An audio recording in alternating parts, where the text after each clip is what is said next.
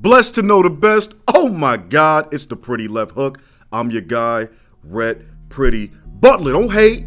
The pretty's with an I, because it means gritty, and we talking boxing, MMA, and everything pugilistic.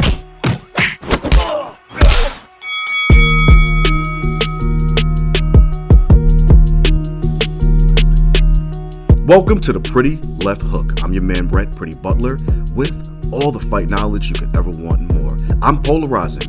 I talk trash, and I get in that ass. You ready? Because I am. Let's go. Once again, it's on. It's your guy, Pretty, with that pretty left hook, hitting you in your goddamn liver. Oh, my God. I got my man today. You might call him Yero, but you short, because it's Din Yero. What's up, Dean Thomas? What's up, man? What's good? It's good to see you, baby. It's good to be here, man. First and foremost, we got to pioneer OGG. We got to put the other G with the G. OGG? You definitely original gangster. Oh, okay. Right? Because we're talking early UFC, early pioneer, and not to grandfather you, but you just schooled a lot of motherfuckers, man. Yeah, we can cuss on here? We can do whatever we want. Oh, awesome. We're going to have some big fun. Yeah. And I got to bathe you in the smoke, man. Oh, man. You officially been Pretty Left Hook bathed. Welcome to goddamn studios. I love it. Making it rain. I love it. But Dean, man, for those who don't know, and if you don't, you slow, your history is extensive. Man, I've been around a long time, man. Absolutely. Yeah. From Port St. Lucie to the world, man. Port St. Lucie to the world. Yeah. So, like in Florida, I was like one of the first dudes in Florida Absolutely. to, bring this and manifest it out to the world. So. Right. Let's talk about the maturation. First and foremost, how did Dean first enter combat sports? My sister, she's 2 years younger than me. Okay. My last year in high school, senior in high school, my sister showed me this videotape. Well, actually, she said, you got to watch this. It wasn't even a videotape. It was the UFC. It was UFC 2. Right. And she bought it because she used to do she was into karate. The Bruce Lee. Right. Yeah, so she bought it and was like, you got to watch this. Nice. And I watched it and I said, man, this little skinny dude. How old were you? I was 17. Nice. Yeah, this little skinny dude beat all these guys using this thing called Brazilian Jiu-Jitsu. So I fell in love with it right then and there, man. Right. Fell in love with it. Now, was your sister already training, or she just was a fan watching? She was just like a fan, when you growing up, everybody watch the little karate movies. You grew up watching karate movies. Right. So, but that's what we thought fighting was. Right. Like, if you did karate, you could fight. That's what you thought. Right. So we was all fans of that. So, but she eventually she started training a little bit of kickboxing too. But I fell in love with jiu-jitsu instantly. I was like, because I was small. I remember being in 8th grade. I was 76 pounds. Wow. Yeah. 9th grade, I grew up a little bit, 130, but all through high school, 130 pounds. Right. Yeah, I was a small dude. I didn't want to get beat up. Did you start with a wrestling base, or you went straight into jiu-jitsu? Well, here's the thing. So it's hard to really put this in context for the audience today, because you can throw a rock and hit a gym, Big MMA time. school. They're everywhere. But in 1995, 94, they were nowhere. Wow. So I didn't have a base in nothing. I went to one wrestling practice and said, I'm never doing this. I'm not doing this. I'm not wrestling. You're not a fan of the singlet. I'm not wearing this singlet. I'm 100 pounds with skinny little legs. Right. Like the singlet, it was baggy on me. You know what I'm saying? It was sagging. Right. So I'm not doing that. But making a singlet sound like a romper. Yeah, it was. It was a romper. Right. My singlet was a romper. Right. But no. So I forgot what I was saying. Right, we're talking about no wrestling. Yeah. I didn't do that. But basically, I was like, man, this guy's beating all these people up, just choking them out. So, but there was no schools for it. So I would get the black belt magazines and find out where the seminars were, and I would drive to them.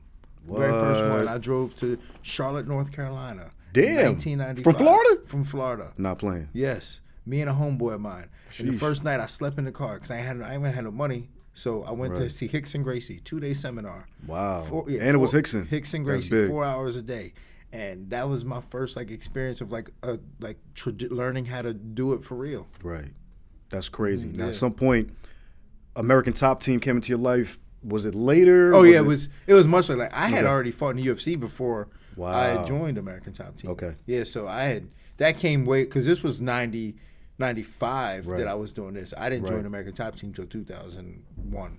Damn. Or 2, yeah, so it was like, So talk about the fight system at that point. Were there even smokers at this point? Was it all just underground? it was there were like Miami had like a little scene, like a shoot fighting scene. Okay. So like that's what I did. Like so, it would be what you would consider amateur MMA today, Gotcha. but it was shoot fighting. We wore the little shin pads and Yeah, the yeah. little gloves, Right. but they weren't even like the gloves they have today. They were like Right.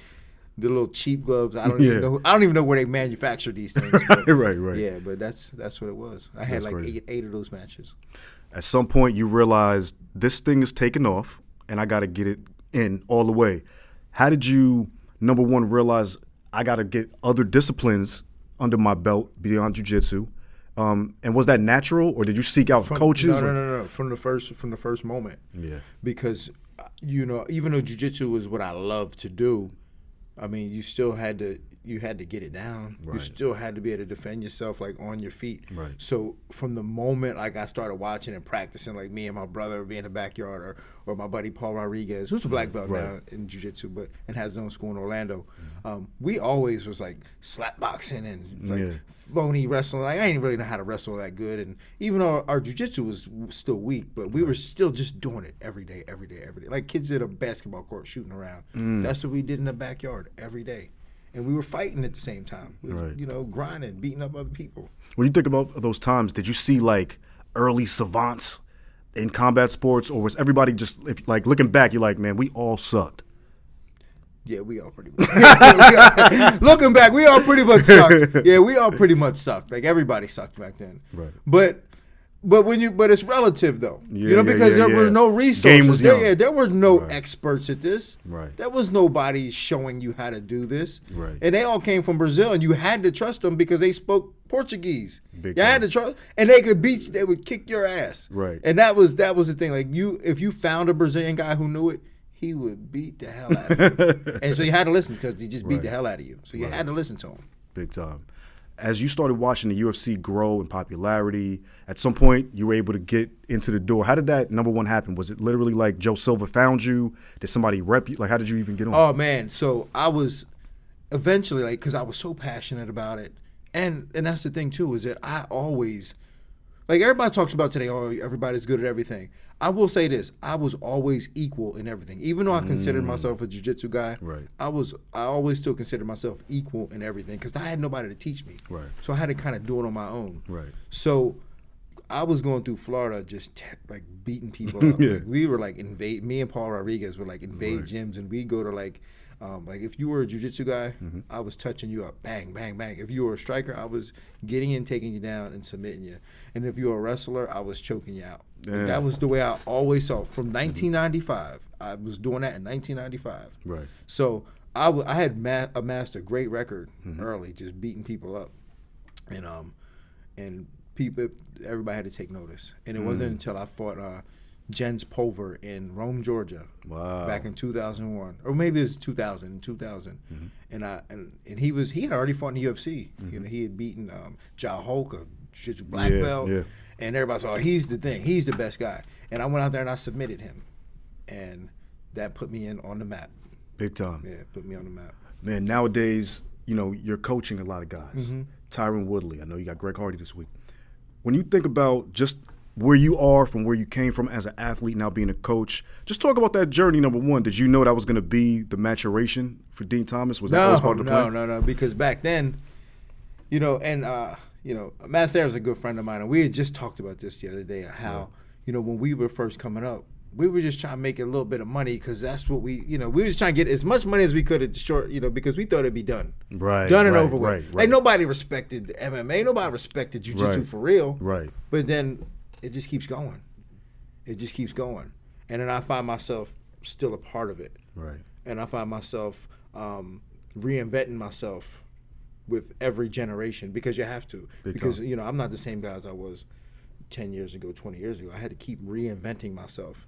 And that's where I'm at now, just constantly reinventing myself so that I can stay, not just keep up with people, but change the game. Changing the game. Because I always felt like I changed the game back in the way I learned it, the way I kind of taught myself jiu-jitsu and not jiu-jitsu, but how to fight back in 95 to go, man, this guy's a striker. I need to take him down. Right. I'm doing that now. I'm still doing that. I'm still digging deeper into the certain aspects of the fight game. You know what I'm saying? Just deeper. So like if a guy's a good striker, yeah, he's a good striker, but he can't stop a left hook. So how do we get that left hook onto his face? Got you. Yeah. So, and even with the jiu-jitsu game, I got my own online academy. Oh, yeah, we're going to talk about this. Yeah, I know we're going to talk about that. We're going to talk about this. I know we're going to get into that. But that's the whole process, man, is that we have to, like, somebody might see a shirt, I see threads, and I'm digging deep into them threads to find out the truth. That's big. When you think about what you just said in relation to, like, the fighters that you do coach, how do you fuse into the other coaching structure? Because, like, unlike other sports, in MMA, there is like 3-4 coaches sometimes. I know you work with Duke Rufus a lot, other people. What is your specific discipline? Is it always BJJ? Is it all around MMA? And let's talk in relation to like champs like Tyron Woodley. It's all around MMA. Okay. It's all around MMA. And some coaches I just can't work with. And even at American Top Team, and I don't have anything against them. Yeah. No doubt. And they're great coaches, but we just don't work together well, you know? Like, they have a certain way of doing things. Right. I have a certain way of doing things, and we just don't work together well. Right. And I respect them, and they respect me. Me and Duke Rufus, we do work together well. It just works that way. And there are some coaches at American Top Team that I work together well with, and I always try to bring them into my system because it's like what he brings to the table really complements what I bring to the table. Got you. Nice. BJJ Online. Yeah. Let's talk about it. Yeah. Are there new things in the game that this is exposing? Are we getting straight to fundamentals? Both. Is it the whole shebang? Both. Because the fundamentals have been lost through the years. You know, the fundamentals have been lost through the years. So, so cats are cheating. Yeah, cats are cheating. Okay. And they trying to get a Yeah, they want to John Jones it right now. Yeah, they want to. But the reality is this: is that when I got started in jiu-jitsu, it was all about self-defense.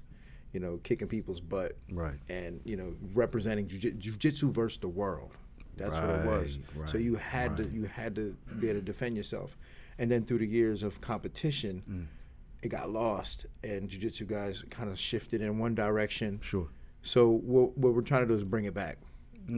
So bring back some of the old fundamentals for self-defense, and then evolve that jiu-jitsu so it is more practical in MMA, but still not disrespecting the gi and the competitive side of it, because that's a beautiful art in itself. Absolutely. Like if you watch like some of these guys doing jiu-jitsu, man, like it's just beautiful to watch the way they move. The metamorphosis and all that. Yeah, like it's different competitions. Beautiful the way they move and maneuver. Right. But a lot of that stuff is not applicable to the street or MMA. So the idea that we're trying to really get across here is that we're gonna cover it all. We're gonna cover it all. We're gonna do the self-defense. So it does. So if you're just a person off the street and you don't want to go in there and be rolling around with a guy and have you twists on your legs, but you still need to defend yourself if you're at a bar and some dude grabs you and grabs you and you don't know how to deal with it. You know what I'm saying? You're not gonna pull guard. Right. So you gotta know how to deal with that. So we get that market, that audience, and then MMA. There's a lot of things in jiu-jitsu. You're not going to do a worm guard in MMA. You're not going to do that. So we got to get to cover all these areas of jiu-jitsu because it's such a beautiful art that gets lost. Right. Because you might only see it from one perspective. Is BJJ Online for the casual athlete and the professional, or cats that might never get a chance to work with Dean Thomas but are actually in the big game? Would they find value in this too? Oh, absolutely. That's what I think. Most of it, for sure, because a lot again. How I approached my fight game back in 1995, I still do now with jiu-jitsu. So I'm always trying to look for easier ways and better ways to do things. Right. So like a lot of fighters, they don't have what I'm giving. Like because like there's a certain way that people are doing things. You take a guy down, you punch him, pass his guard, and I have a different system. Yeah. So I have a different system, and you can get that from trainbjjonline.com. You can get that from there. Got you. Yeah. How do you think you differ from most BJJ coaches right now, especially the ones coaching on a pro level? Do you see major differences? Do you see additives that you're doing that other cats are just forgetting about? What do you think is the difference maker with your style? I think the difference is that I'm all about damage. That's big. Yeah, all about damage first, because like again, when the source of jiu-jitsu comes from mostly like competition guys. Right. So and you know, in competition, it's about getting points, passing guard, Absolutely. You know, sweeping, Absolutely. getting points, and ending in positions to get points. My thing is do damage first, then submit them. Damage. Because Right. like if you spend 3 minutes trying to get points, Right. that guy on the bottom is just waiting for you to stop. Right. But if you're punching him in his face, Right. he's like, get me out of here. Just choke me out. I'd rather you just choke me out. Right. So yeah, I think my biggest difference is use your jiu-jitsu to put him in a position, hurt him. They'll give you the submission. Do wrestling guys really have what it takes to be, I guess, the best in jiu-jitsu, so to speak, because they have a ground base? Or do you think it's better to start off with jits first, raw, and That's then kinda- tough. yeah. That's a tough debate, and I kind of got in a little bit of trouble earlier on the Joe Rogan podcast with some of the things that I said. Okay. But starting off in wrestling is so, like, for combat sports is so good because you learn right away Right. How to dominate, how to grind. Right. Like if you wrestled in, like that's why college wrestlers do so well. It's not because wrestling techniques are better. It's because they had 200 matches in high school where they had to cut weight and perform Right. Right. under pressure. You know what I'm saying? Absolutely. Jiu-jitsu guys start off, let's slap hands, let's roll light. Yeah. Yeah, let's do a light roll. Right. There's no such thing like that in wrestling. But in terms of like techniques, like the art of technique, jiu-jitsu, man, like it's so specific, and you can finish people. Right. Like you can't finish people in wrestling. That's why I think jiu-jitsu technique is better than like wrestling technique. But it's just the culture is different. You know, it's light rolling. You know, it's guys, bow to the mat, respect, and you don't get that in wrestling. So in terms of like combat sports, wrestling has an upper hand. But in terms of like technique and probably even like, in my opinion, like winning fights and from what I'm trying to achieve, finishing guys, jiu-jitsu. Right. For sure. I'm gonna switch to a cultural perspective. You know, you look at the Lloyd Irvins of the world. You look at yourself, obviously. There's a lot of men of color that are doing well in BJJ and teaching other men of color in BJJ, but you don't see it on a massive enough scale in some ways, maybe in like urban America or even in rural America, where it's like a dominating force or even something where you feel like these guys are dominating in the sport. Do you think it's a disconnect between possibly just exposure to the sport, or do you think now with the influx of MMA gyms everywhere that now kids are just starting to just go that way of color, Latino, black, whatever? But do you think that there's a disconnect? Do you think that that's actually starting to happen where that's being exposed more? It has been a disconnect for 20 years. It's been a disconnect for 20 years. Why do you think there is? Culturally, Yeah. brothers don't like touching each other. Facts only.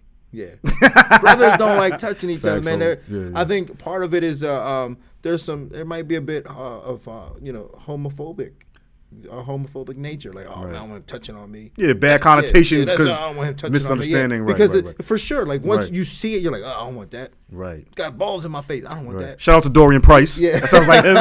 yeah. You already know. You already know. Already. Right. He's a purple belt, by the way. Yeah, facts. Okay. But he had to figure it out. Yeah, Because once you learn it, you go, man, there's nothing funny about this at all. This is real. This hurts. This hurts. Yeah. This is nothing. There's nothing sexual about this. Big time.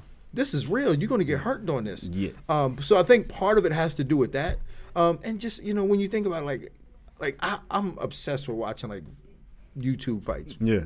And Like street fights? Yeah, I'm yeah. obsessed with watching it. World Star. Yeah, World Star. I'm obsessed with that. And when you see that, Right. all you hear in the background is, oh man, stop all that grabbing. Got you. Stand them up, get them up, fight like a man. Right. And that's, especially like in the hood, that's what you hear. So Right. they don't like that. Right. So that's part of the disconnect, but I think it's changing. I think it's changing with more education and when people realize. Yeah. When people realize, because I watched the UFC, just the last UFC I watched.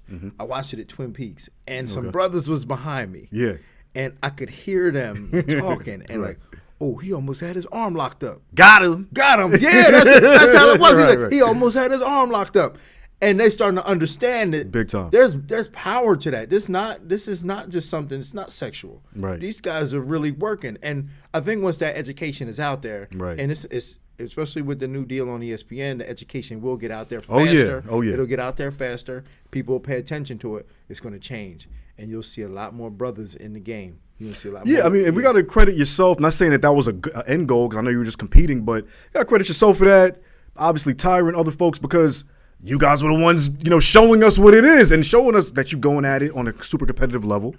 And I think when people started seeing folks that look like themselves, it was like, oh, he whooping that ass. Like, shit, I can do that. Yeah. And I say that too because it's true because when I was coming up, everybody would just go, "Oh man, that's them white boys doing that. That's the white boys do that. We boxers, the white boys do that." Right. And then when they saw me, like, I tell you what, man, nothing makes me more proud than when I go to a show and I meet a brother that I never met before who's doing well, and he'll go, "Hey man, I remember watching you. Yeah. It's because of you I got into this." That's what I'm talking a lot about. of dudes said that to me, man. Right. And it makes me proud knowing, like, when a guy like Rashad would be like, "Hey man, what's up?" I'm like, "Yeah, I was there, and I was glad to have laid them bricks down for you." That's big. Yeah. And I bring that up because I always tell cats, especially like fathers that are raising young boys, I'm like, your son might not get as tall as LeBron, right? But you're missing out on potential bread, scholarships, competitions, tournaments, if you don't look at the mat, the jiu-jitsu realm in terms of like tournament money, going to Abu Dhabi, Mundials, all.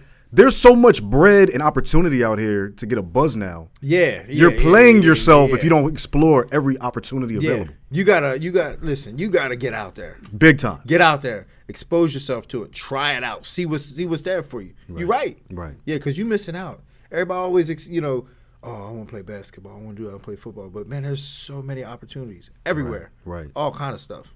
I got to put you out there as another pioneer. I remember back in the day we had Shine Fight Promotions. And Dean Thomas said, well, first we'll go back. Ricardo Mayorga said, I want to fight an MMA fighter. Then Dean Thomas said, where he at? Yep. Straight like that. Where he at? Man, I look at the Mayweather-McGregor situation, and I just always think about how the first one that almost happened was that. And it would have been crazy. See, you bring that up. Yeah. But what made me mad was like 3 months after that was supposed to happen, Randy Couture did it to James Toney. And that's what I was at that fight. And that made me mad because like that was supposed to be me. Big time. That was supposed to be me. Right. Would you have taken Mayorga down in the same? Yeah. I right. But I would have. I remember you said you was like, you're gonna stand and bang. You were like, man, I'll box you. Yeah, but I was going to take him down and beat him up. I was going to beat him half to death and then let him up and then box him. Yeah. No doubt. Yeah, but I would have. I mean, are you kidding me? I'm not going to stand with this guy when he's fresh. Right. But I was going to beat him half to death and then box him. That press conference was epic in New York, though. Yeah, it's funny because, there's I had a professional career that lasts 15 years. I fought all over the world. 9 times in the UFC, Ultimate Fighter. Right. Only thing that people ever talk to me about nowadays is getting slapped by Mayorga. Serious? Yeah, that's everybody. It was pretty epic. Everybody knows. Yeah. Oh man, he knocked you out. I'm like, man, will you cut it out? Stop. Yeah. That's crazy. Everybody talks about the press conference. Absolutely. Yeah. You here in New York, you're coaching Greg Hardy. He's transitioning from football to MMA. First and foremost, we seen the guy got the goods. Yeah. I mean, we show some showcases that he did. Did you think he was going to mature this fast, and is he the real deal now on this level? Co-main event. Yeah, it's tough, man. This is a big test for him. Big time. Yeah, it's a really big test for him. I mean, how surprising was it when they announced that he was going to be co-main? Did you expect that? No. Because he was supposed to fight on a Looking for a Fight episode. I remember. A month ago. Right. And then they said, oh, we're not going to use him for it. We're going to move him right on the ESPN.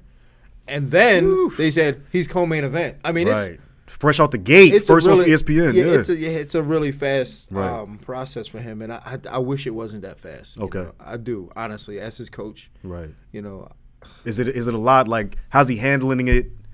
Just the the media, the whole nine. He's handling it well. Okay, he's used to it. Mm-hmm. We talked the other day, and he's like, Coach, I've been playing sports. All I know are sports. I've been doing this since I was a young kid. This is all I've been doing. Right. I'm used to showing up for game time. I'm used to the media. I'm used to that. So that won't bother him. Right.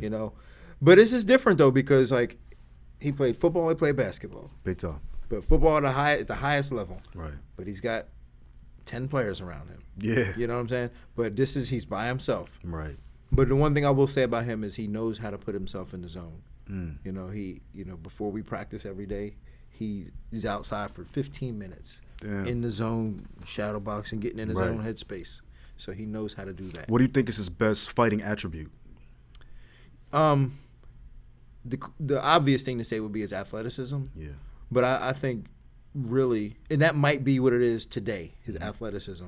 But I think as a fighter, as he grows as a fighter, it's going to be his ability to make fast and real-time decisions. And that's such an important aspect to have. Right. And the way I train him, I try to relate everything back to football, and because that's the language that he speaks. Sure. And he's good at that, you know. And I go, if a guy approaches you like this for the fight, if he's like this, you got to make that adjustment right then and there. Right. No different than you're on the line waiting to hear the snap, and the guy's running in the backfield, and they change it. What do? Right. You make the adjustment, and that's what he's good at. When you look at him, I mean, and I know he's been knocking fools out. When you look at his evolution, do you think he's growing fast enough in relation to now the platform he's on, or do you think it's just at a good pace? It's getting fast, so we have to pick it up. You know, it's getting faster, so we do have to pick it up, and it just, you know, he just didn't have a lot of time to like go through a lot as an amateur. That's the problem as an amateur or earlier fights. Right. And that's the problem. That can be a problem because he's always had media attention on him, watching him. Big time. So like with that being said, like he has to fight these fights. Right. Because they're not going to give him a fair shot. I knew that going into the yeah. They're not going to give him a fair shot. They're not going to because after this one, it's going to be, you know, a 10 to 15 guy. Then after that, it's going to be Derek Lewis. Right. You know what I'm saying? That's what it's going. That's the way it's going to be. And then after that, it's going to be, is Greg Hardy ready for a title? So when we train now and he's not getting something, I go, man, we can't. I know you're big and strong and you're just going to punch this guy in his face. He's going to fall down. But that's not who we're training for. We're training for Francis Ngannou. We're training for Cain Velasquez because that's the guys who you're going to fight in a year from now. Wow. How did you guys meet? His management. His management works with John Jones, Tyron Woodley. Got it. So, you know, they're a big time management team, and they bring guys down to us all the time. So copy.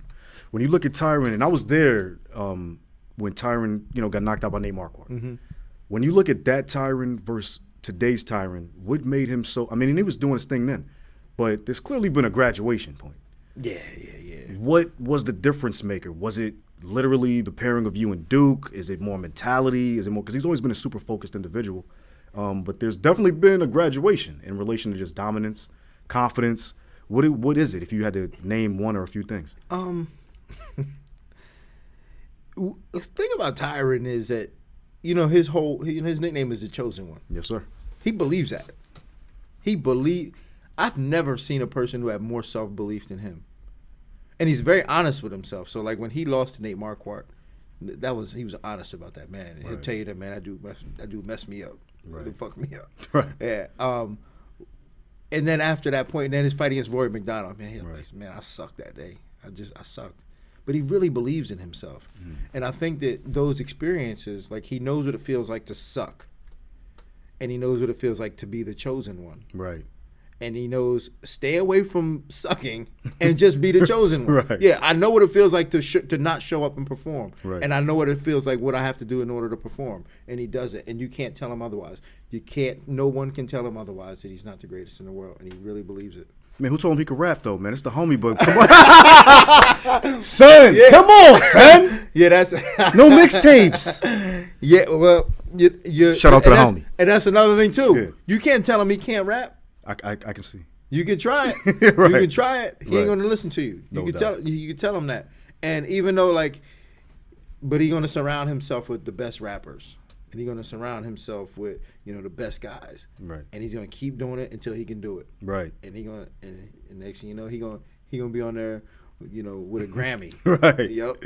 That's him. No doubt. I've never seen anybody be like, yeah, this is what I'm doing, and then just go out and do it. And you can't tell him no because he's going to do it anyway. Big time. Let's talk looking for a fight. I mean, I don't know if you guys are still taping that. If you don't know, Dean Thomas traveled around the country with Dana White, his boy Matt Serra, looking for fighters that might potentially be contenders or prospects, I should say. How was that journey? How did it all happen? Was it fun? You like being on reality TV? I mean, talk about that whole thing. Yeah, I like being on reality TV. I think I'm kind of made for that, especially in the platform that we're on. It's about fighting, so like it's easy for me. And then the chemistry between me and Matt Serra. I mean, I've known Matt, you know, 20 years. So like we just, we go well together. Right. But it all he gets me. Yeah, he does. He gets. It's weird because like I know Dana for about the same amount, like almost the same amount of time. But like we don't have that relationship. Like me and Dana's relationship is like, hey, how are you? Right. Me and Matt, we'll slug it out. But absolutely. But it happened because there was another guy who was on the show. He ended up having beef with Matt and Dana. And they kicked him off. And I was in the gym one night training Amanda. She was preparing for Misha Tate. Yep. And they gave me a call. They were like, hey, man, you want to be on the show? And I was like, man, let's do it. And they were like, listen, we're sending you a ticket tonight. Let's get it. We're leaving tomorrow. Nice. Let's do it. So that's how it was. That's great. And let's talk about this comedy career, man. You got mad titles right here. But you know what? And actor. Yeah. My man. I try to blend everything together. I love it. That's I love the thing it, bro. is that if I can use my comedy to help, make my name for myself in the MMA world, absolutely. I will. Absolutely. Works. Absolutely. And that's why I do it. It works. Yeah, I love it mainly because it's the evolution of the game, right? It's like showing that I can do anything I want, to your point about Tyron, but the base started as athletics. Yeah. I think it's dope for cats to see that, especially from someone that they looked at as a pioneer or someone that paved the way in certain respects, but you're still in the game, relevant, and showing cats what they could do. Yeah, well, and like I said earlier, man, I'm just kind of reinventing myself every year. Like I've got to reinvent myself every year. So, but what that comes with, like, just discipline and education. Right. Like people don't know that, like, I have been taking acting classes. In 2005. Yeah. I don't think anybody. Right. 2005. I was in acting class doing Shakespeare. Oh wow. Yeah, you know what I'm saying? Yeah. Studying Stanislavski. Othello. Yeah. Othello. I was doing that. You know what I'm saying? And I still do it. Gotcha. But people don't see that. They just see, the result. They just see me out there and they go, oh man, how you get these opportunities? It's like, dude, they're there. You just gotta work. Right. You gotta work. You gotta work, and you can never say no. True. And be right place, right time. Yeah. Which make your own luck. Yeah. That's what it is. Like when you. People fuck themselves because they get the call and they go, nah, I can't because. Right. If you stay ready. You got to stay ready. And the only way to stay ready is if you're not taking advantage of an opportunity, you got to be preparing for one. Facts. You got to be in the lab. So when I'm not out here on looking for a fight and clowning around, I'm in the lab working. Right. You know what I'm saying? I'm working on my craft. Man, you just got to love life. Yeah, you do. You out here, you know what I mean? Life. Yeah. I'm in the lab. I'm working. I'm constantly loving life. Big so time. like I'm clowning around with Dana. Dana said, "Hey man, you gotta do this comedy act at the Laugh Factory." I said, "Don't worry, I got you." You know why? Right. Because I have been doing improv for 4 years, or not actually, I have been doing improv for 6 years prior to that. Right. So I was ready. Hey, Joe Rogan, move over, man. When they come into town, then Yero's on the stage too, man. Joe Rogan, yeah. Joe sunned me one day because like I was feeling myself. I did a show in New York and I was like, "Yo, Joe, man, I'm coming for you." He's like, "Yeah, good luck with that." He sunned me. I was like, "All right, I'm sorry, Joe. I didn't mean to disrespect you." All good. Yeah. We gotta talk Amanda Nunez. Mm-hmm. I'm not gonna front. Cyborg, she's real. Okay, this person got lineage. Probably was the most feared woman, not named Amanda Nunez, when people was brainwashed about Ronda Rousey. Mm-hmm. And when you look at the way, let's just forget the win, and it is what it is. The way Amanda came into the cage, they both went at it, but she was so pinpoint accurate. Like, and we're talking about against Cyborg. Everybody probably thought Cyborg was going to come in there Mike Tyson shorty. Mm-hmm. But Amanda, her clarity, I mean, if you just watch the fight and she never took her eye off the prize the whole time she was swinging. And I think when you really see the focus, that's what got me the most, outside of the fact that she was landing best and first. The focus was great. It wasn't wild. Well, there's two things about this. First, I'm gonna say this. I have a concept, the swing to hit ratio. And you can hit pads, you can hit a bag, you can shadow box, but that doesn't mean you have a good swing to hit ratio. Facts. You know what I'm saying? Like you could swing a baseball bat and miss the ball every time. Right. But she swings and she hits home runs every time. You know? And her swing to hit ratio is incredibly high, and she's always had that. And that's like a gift. Yeah, man. That's a gift. Like I don't even know how to get it. You know, like some people just she walked into the gym like that. Yeah, like hand-eye coordination. Some people just have that. You know, right. So and she has that. So that's a gift. And then two, what people don't realize, she wanted this fight. I didn't realize because I was like, damn, Amanda. She asked for this fight. Yeah. She didn't. It wasn't like just given to her. She asked for this fight. I want to fight her. Now, when you look at her performances against Valentina, yes, she didn't really want those fights, and not that she was afraid of her. She was just like, yeah, got you. Yeah, all right, I'll do it. You know what I'm saying? Like, if she's the #1 girl, I'll do it. Like, the motivation wasn't really there for her. She was the favorite. Everybody expect, so she would perform like that. Right. But when she's the underdog and she wants to fight, it's a wrap. Yeah, I mean, first of all, she's a champ now. But just the fact that, like you said, and this is people learning Amanda Nunez, which is amazing, right? Because we've seen her do her thing, but there's still layers to unravel. Her knocking out Cyborg, I think, showed people something phenomenal. Cyborg is training with Clarissa Shields for this fight, bro. Yeah. Like, that alone had people being like, damn, Amanda might get rocked on this joint. And it was like, yo, stole the show, by the way. Yeah, John Jones, stole who the show for could sure. care less. Yeah. Like, that was amazing. And then just to see, and I know my man Conan Silvera, shout out to the homie, to see the joy and the passion on, like, the ATT team's face from this. Yeah. That was like a real, like that's a movie, B. Yeah, it is. Straight up. De Niro was like, we're going to spend that check. She's an amazing human being, too, man. First, let me shout out to Clarissa Shields, man. Big time. That's the homie. I met with her a few times, man, right. In case she ever want to transition. I met with her in case she ever want to transition. I got her. I see what you did right there, De Niro. You see him? I'm working. I'm hustling. I see. I'm hustling. Yeah, but no, Amanda, she's an incredible human being. Yes. And the funny thing about her is that she's not like all the other fighters. Right. She doesn't live and breathe MMA and fighting and all that. When she ain't got a fight coming up, she's chilling. What? She's hanging out with her and Nina Ansaroff. Yeah. They chilling. Right. They take painting class. Love it. Yeah. Yeah, she's chilling. So she knows how to break. Yeah. And not let the pressure. Yeah, for sure. Yeah. That's what I mean about. That's smart. Yeah, that's what I mean about, like, when you got to fight this girl. She's the #1 contender. You got to fight her. She can. All right, I'll do it. All right. See, this is what I'm saying. Like, these are things we don't know about Amanda, man. That's why I love Amanda, because she's the X factor. Yeah. Like, even though we're seeing more tools, there's still like this mystery around her, just because it's like you don't know what to get, and then when you get it, it's like, God damn. Yeah, well, I learned that about her. Like, you can't push her. You can't push her. I learned that about her because I had trained her for the first time she was supposed to fight Valentina. I was her head coach for that one. Right. And what I realized was that if I go, Amanda, you have to be here, because other athletes need it. Amanda, you have to be here 2 o'clock. We're doing this. You're going to do that, and you're going to do it because I say so. You know what she's going to do? She's going to say, fuck off. I'm not doing nothing. Oh, you want me to be here? Okay, watch what I do. But when I say, Amanda, what time are you going to train today? She'll say 2 o'clock. I'll say, all right, show up at 2 o'clock. Right. And then we'll do some rounds, and she'll go, that's it. I need more. And she will give you more effort when you let her do it. But when you try to push her to tell her to do something, she can be like, fuck off, I'm not doing that. And how does the coaching work with her? Is it like Conan's the head? Yeah, Conan's the head guy. Gotcha. Conan's, that's her. They got like, she's like her father. So Conan's the head guy, and then she works with just whatever she's feeling. Like, she's very she's pretty creative. So like whoever she's feeling. But she worked with Anderson França, who's Edson Barbosa's kickboxer, phenomenal kickboxing coach. Nice. And she worked with him a lot for this fight. So big time. Yeah. How often do you train now or work out of Coconut Creek, the Port St. Lucie gym? I mean, you're pretty much all over the place now. Well, so I don't have the Port St. Lucie gym. Okay. I'm full time at Coconut Creek now. Okay, so I'm there every day. Got it.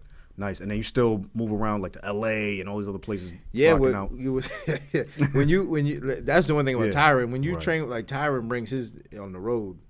Yeah, he takes training on the road. So in fact, like, I'm securing like partners for him now because we're in camp for Usman. So I was to ask you about that. Yeah, our camp is going to be we hit LA, we hit Vegas, we going to Atlanta. You're still working with Freddie Roach? Well, we don't. We work. Well, sometimes we go in there. Well, he works with Eric Brown. Okay, bet. Eric Brown. Yeah. So, but thank Freddie Roach, bless his heart, man. He lets us use the downstairs area. That's and awesome. That's where like Pacquiao. Yeah, works. You know what I'm saying? So yeah. like you go upstairs, it's like everybody upstairs, and then downstairs it's quiet. That's where. So he lets us work out there. So nice. Shout out to Freddie for that. But yeah, we go on the road. But when we really settle in, it's in Milwaukee at Duke Rufus's. When you heard about the Kamaru Usman fight, did this excite you? Yeah, what do you think about this? Obviously, you got Colby Covington to win. He's not happy about any of this. I mean, what do you think about that whole little welterweight debacle, so to speak? Well, I've known Usman since he started fighting, and I always liked Usman. I think he's a great fighter. I thought he did a really good job of. He's a smart guy too, so he prepared himself the best he could as a fighter, coming from a wrestling background. Absolutely. So he's a really good fighter. But to me, the fight just doesn't make sense. So I'm not excited about it. Right. You know, none of us are really. Did you want Covington or? Yeah, we wanted Colby because that beef had been brewing for Big 2 time. years. Big time. Like Colby has been brewing this beef up for 2 years, and for a whole year, Tyron ignored him. Right. Just like, man, I'm not going to give him no attention. And then when Colby finally deserved it, and put himself in that position, and he did. Colby did a good job of barking and barking and barking, Yeah, big time. and almost starting the race war. I mean, the race war almost started. Fan. It almost happened. Yeah. And then, and for whatever reason, UFC pulled it. We were like, oh, it doesn't make no sense. Right. And then they put Usman in there, and it's just like, right. And I gotta ask you, I'm not even trying to put you in a bad position. So if you can't answer, I understand. I can answer anything. I gotta speak to Dana White's temperament in these regards. Like, the fans who clearly don't know, and we all really don't know, and obviously Sean Shelby's the new matchmaker and all that. But when people see these things, and then it just seems kind of like Dana's flippant, or he'll just like switch up, or like how do these things transpire? Is it literally like person to person situations where cats are disrespecting him, or he feels some type of way based on the media's hype? Like, because cats, I mean, it's so left field all the time with certain things. You kind of don't know or understand how these things do or don't happen. Yeah, I'll say this about Dana. Like, Dana, he can come across as like, you know, vulgar or whatever, Right. but he's still a businessman. For sure. And he makes great business decisions. So the fact that he's not making this fight with Colby Says something. There's something that we don't know about. It has to be, because I can't think of why they wouldn't make this fight. The fans want this fight. They did polls on the internet, and it was lopsided for Colby. It was like 20% or 80% wanted Colby to fight him, of like, you know, 100,000 people. So that in that regard, Tyron wants to fight Colby. Colby wants to fight Tyron. Colby was the interim. I mean, it just makes sense. So like, for the UFC and Dana White to not make this fight happen, there has to be something behind the scenes that no one knows about for them not to make this fight. This is crazy, man. Good stuff. We're talking to my man, Yero Thomas, the guy. When is the rap album coming out, man? Oh, man, it's on hold right now. It's on hold right now. Please get my mixtape. Yeah. Dean, appreciate you, man. You in New York. man. Stop by to see your boy, man. And this is my guy, man. We talk all the time about how to unite the community, all that. Yeah. Good brother, man. We got a lot coming down the pipe. I know there's a lot you do for the community you don't even talk about. So this man is a genuine bro. And man, we appreciate you, man. So like I say, man, OGG. Thank you for having me, man. We still gonna connect on that, man. It's just, we will. It's of brewing, course. and I'm getting the army behind me. I'm working on that. You already know, man. Cash on me as an army. Better yet, the Navy. Dean Thomas in the house. It's your pretty left hook hitting you in your goddamn liver. Ah!